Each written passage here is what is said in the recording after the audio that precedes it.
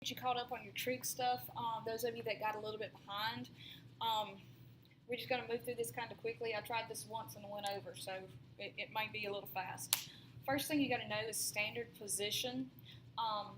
Standard position, you have to have it where your angle begins here at 0 degrees. It's over here to the right side.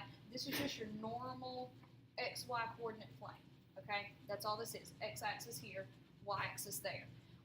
Your initial side is here at 0 degrees, and your terminal side is wherever your angle finishes opening up. If it's a positive degree angle, you open it going counterclockwise. If it's so this is a positive degree angle. If it's a negative degree angle, you will swing it down and open clockwise. That kind of gives you a feel for it right there. I think these other definitions should be a little bit more normal for you. A little bit more explanation on it. You've got the 0, 90, 180, 270, 360. Make sure you go ahead and get those in your mind. That way you can see that the division for each quadrant, this is the degree measurements contained in each quadrant. And make sure you're using Roman numerals for your quadrant notation. But your terminal side can be anywhere in the circle. But the initial side must be right over here. Okay, we'll come back to that and do some more here in just a minute. Complementary and supplementary. Remember, complementary, that's a 90. Supplementary, 180. So that's how I remember it. There's the C makes the 9, and the S makes the 8 for 180.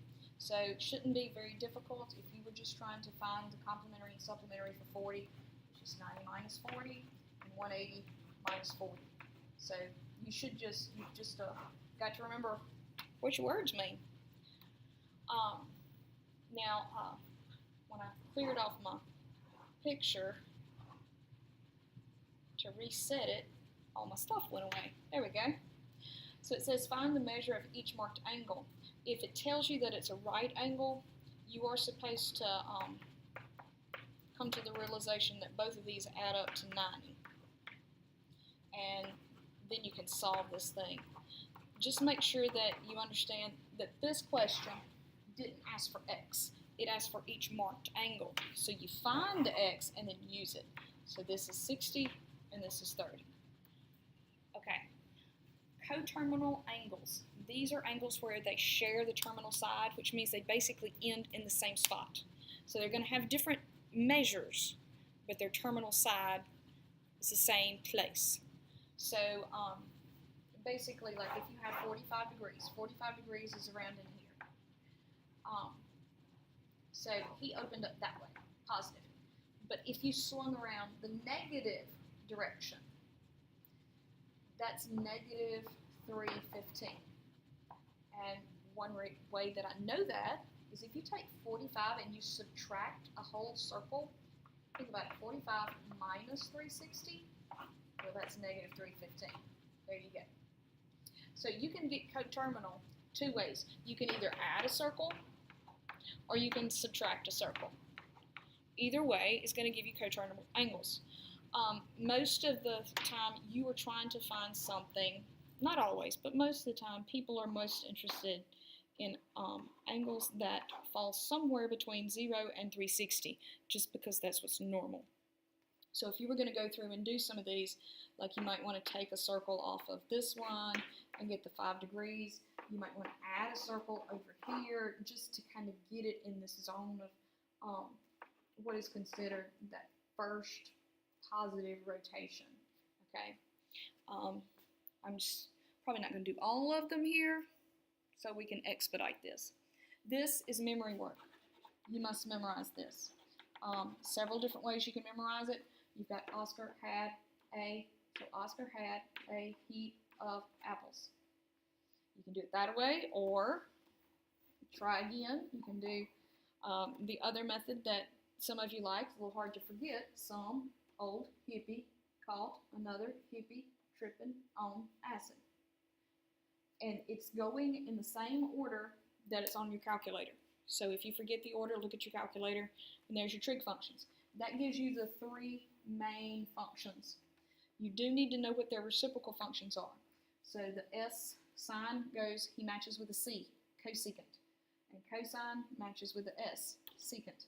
Tangent and cotangent always go together. But these are reciprocals, so if you notice, you just turn it upside down. Every time, he's upside down. But you have got to put that in your memory. You have to know who is the reciprocal of which one. And there's nothing for it, you just have to memorize.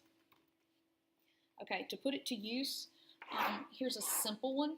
And just so that you know, make sure you know your Pythagorean triples. 3, 4, 5, 5, 12, 13, 8, 15, and 17. And the rare ones are 7, 24, 25, 9, 40, 41. Yes, there's more. There's always more. You can do multiples of those.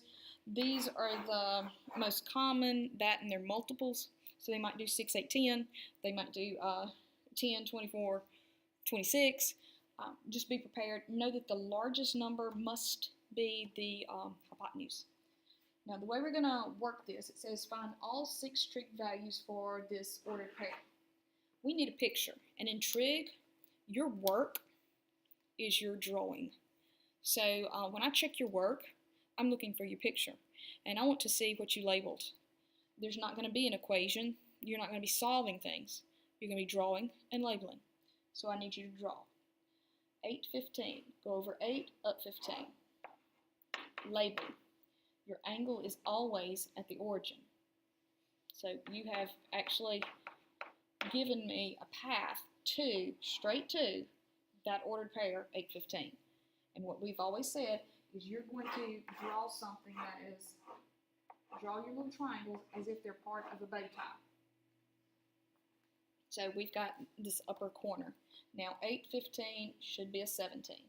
And if you come through here, sine, cosine, tangent, cosecant, secant, cotangent.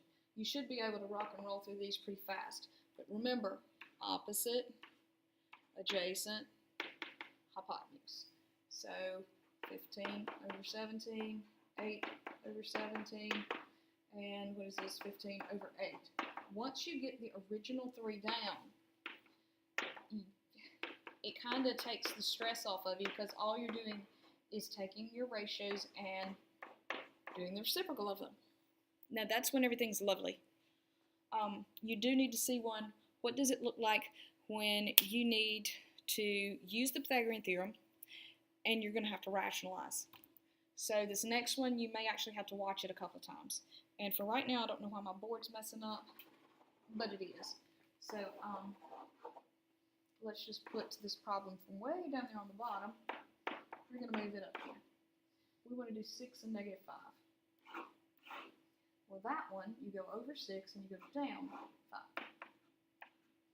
My angle will be there. Again, I need a portion of the bow tie.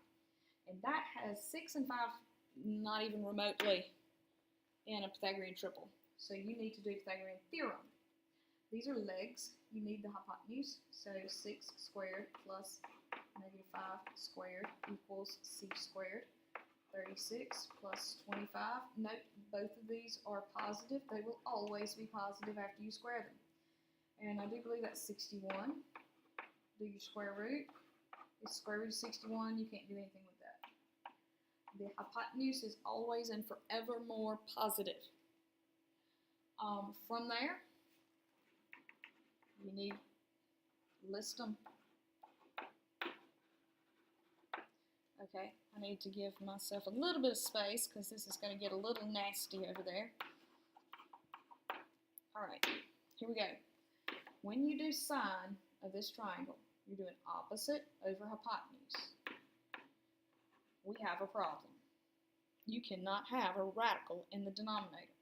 You have got to rationalize. I just about ran myself out of room. Negative 5 square root of 61 over 61.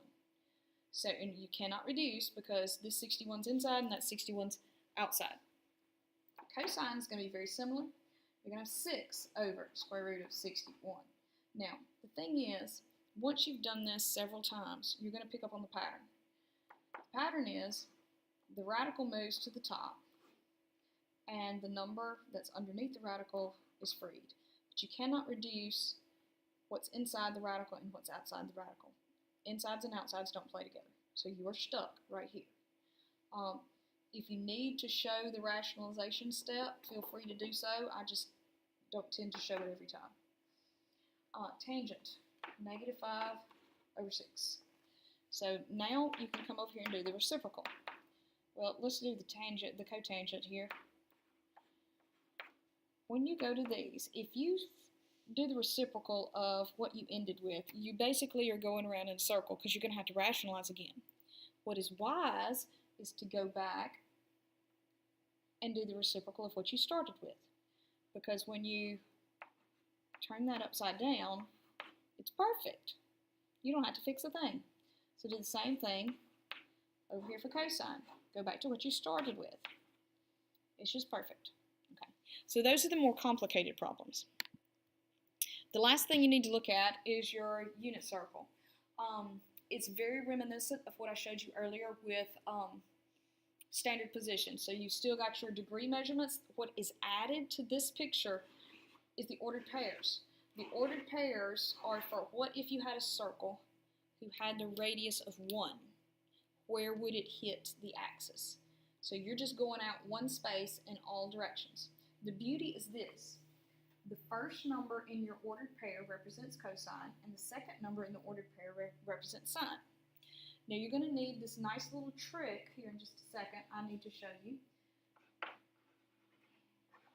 It's actually an identity. It's a quotient identity. Tangent can be found by taking the sine value and dividing it by the cosine value. So using those three things, you can get the other ones. You can get secant, cosecant, and cotangent. Because if you know sine, cosine, and tangent, you can just do the reciprocal of them. So just for a little bit, we can do a couple of examples. I can do cosine 180. Okay, come to 180. The first number is -1. I just did cosine 180. Now let's do sine works the same way, but let's do tangent of 0 degrees.